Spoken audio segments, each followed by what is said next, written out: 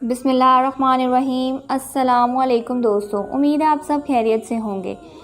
ایک آدمی نے گھر میں بولنے والا طوطا پال رکھا تھا۔ طوطا اگرچہ پنجرے میں بند رہتا تھا، پھر بھی اپنے مالک سے بہت خوش اور مالک کا وفادار تھا۔ اس کی وجہ یہ تھی کہ وہ آدمی طوطے کا بہت خیال رکھتا تھا۔ دفتر جانے سے پہلے اور واپس آ کر سیدھا اپنے طوطے کے پاس رکتا، اس کو دانا پانی ڈالتا اور اس سے مزے کی باتیں کرتا تھا۔ طوطا بھی مالک کی غیر موجودگی میں اداس رہتا اور مالک کے گھر واپس آنے پر بہت خوش ہو جاتا۔ کچھ وقت گزرا تو گھر میں بڑی تبدیلی آ گئی۔ اس آدمی نے شادی کر لی اور الگ مکان میں رہنے لگا اور جاتے وقت اپنا طوطے کو بھی ساتھ لے گیا۔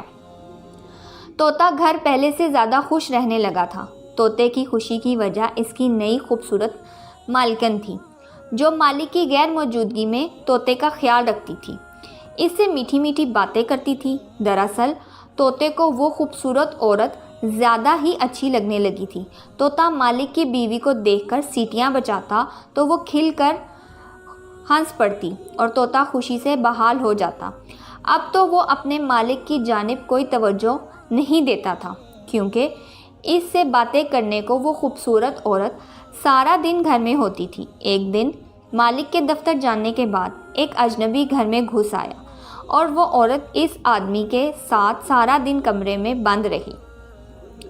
طوطا حیران تھا، یہ کون ہے جو پہلی بار اس کے گھر میں آیا اور وہ اس کی مالکن کے ساتھ کمرے میں گھس گیا، اور پھر یہ معمول بن گیا جیسے ہی مالک دفتر چلا جاتا وہ آدمی گھر میں آ جاتا اور عورت کے ساتھ سارا دن باتیں اور عجیب حرکتیں کرتا اور دوپہر کے وقت واپس چلا جاتا۔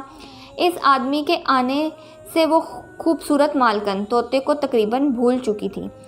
مالکن کی توجہ نہ پا کر طوطا اداس اور پریشان رہنے لگا۔ ایک دن جب وہ آدمی گھر آیا تو طوطے نے اس کو مخاطب کر کے کہا، اے آدمی، تیرا کیا نام ہے؟ تم کون ہو؟ یہاں کیوں آتے ہو؟ وہ آدمی طوطے کے سوالات سن کر گھبرا گیا۔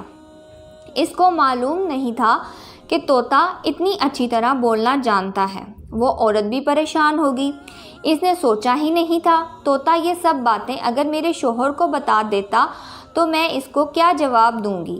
عورت نے طوطے سے کہا، یہ میرا بھائی ہے۔ طوطے کو معلوم تھا کہ مالکن جھوٹ بول رہی ہے، لیکن وہ خاموش ہو گیا۔ اس کو سمجھ لگ چکی تھی کہ وہ اس کے مالک کو دھوکہ دے رہی ہے۔ اس کا دل بھج گیا اور وہ خاموش رہنے لگا۔ کئی بار اس نے سوچا کہ مالک کو بتا دے اس کی غیر موجودگی میں ایک اجنبی گھر آتا ہے اور سارا دن اس کی بیوی کے ساتھ گزار کر دوپہر کے بعد چلا جاتا ہے، لیکن وہ اپنے مالک کو پریشان نہیں کرنا چاہتا تھا۔ ویسے بھی جس دن سے طوطے نے اس اجنبی سے سوال پوچھا تھا، اس دن کے بعد وہ اجنبی ان کے گھر نہیں آیا تھا اور خوبصورت مالکن نے دوبارہ طوطے کے ساتھ وقت گزارنا شروع کر دیا تھا۔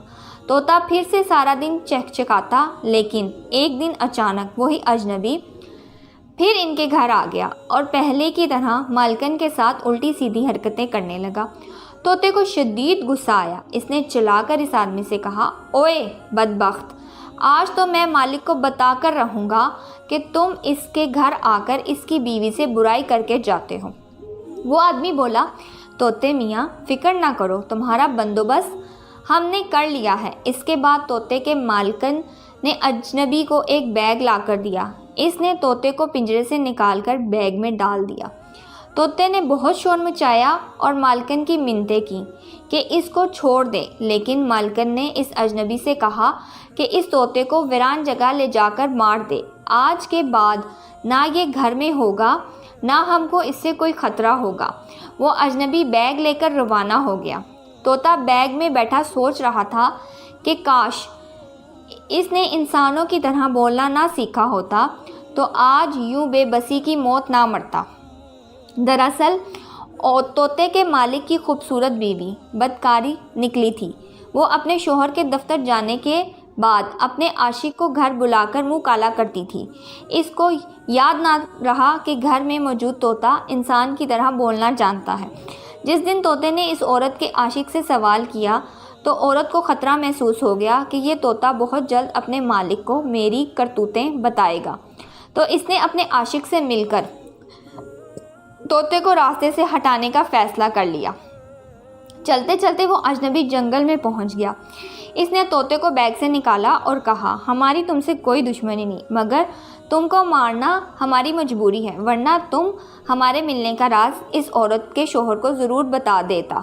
طوطے نے اجنبی سے کہا، میں خود پنجرے سے آزادی چاہتا تھا، اگر تم مجھے آزاد کر دو تو مجھے کیا ضرورت ہے دوبارہ قید میں جانے کی، میں اس جنگل میں آزاد زندگی گزاروں گا۔